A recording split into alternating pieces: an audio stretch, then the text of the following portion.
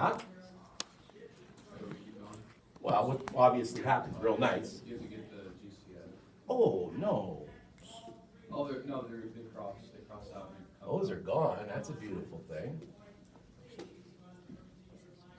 Now, Robbie, we'll come back with what the Paul said. Those identities that you have, you can use them in the reverse too. Remember, some of you last week were saying, geez, how do you know when to do this? How do you know when to do this? Well, that's what you want. What's 1 minus sine squared? No, what does 1 minus sine squared equal? See, that's one of your identities.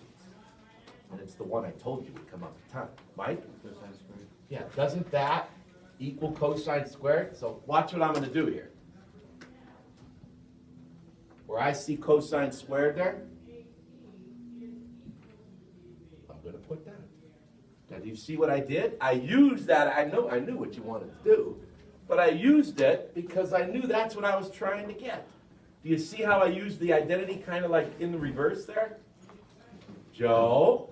Wait, I thought tan times cotan would be 1. Well, but I didn't distribute this. Okay. No. Okay. There are going to be people in this class, when you start doing these, different people are going to do things different ways. Watch this. Thank you for bringing that up, Campbell.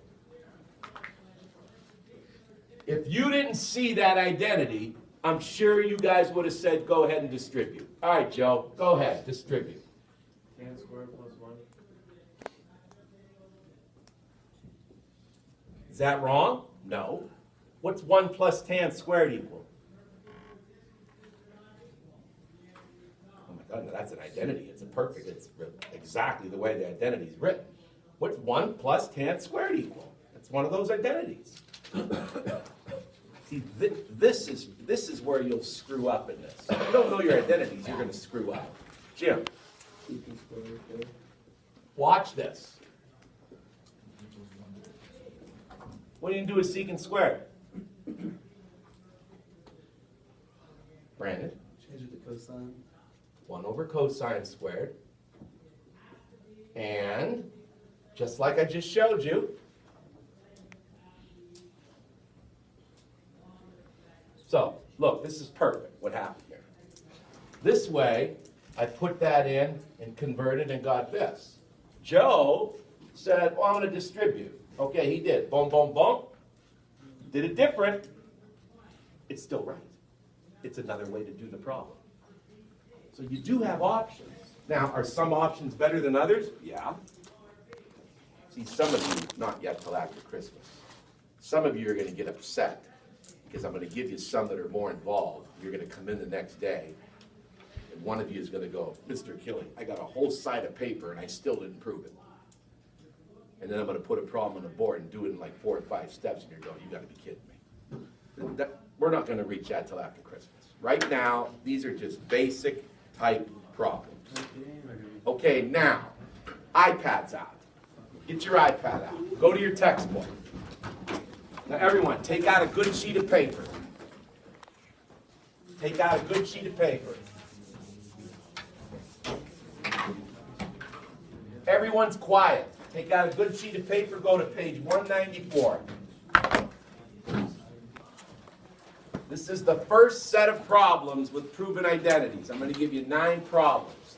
They are going to be the more basic type problems. So if you were paying attention today, you should be able to do okay with what I'm giving you here for now.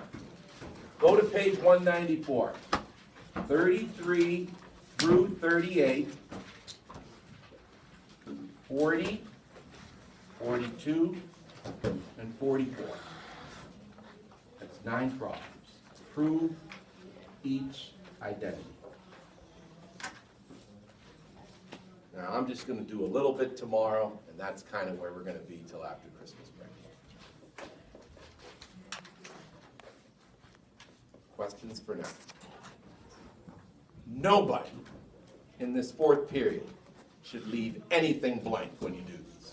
Now, I'm not saying you're going to get it right, but nobody should come in tomorrow and say, oh, I didn't know what to do. You left it blank. Nobody should do that.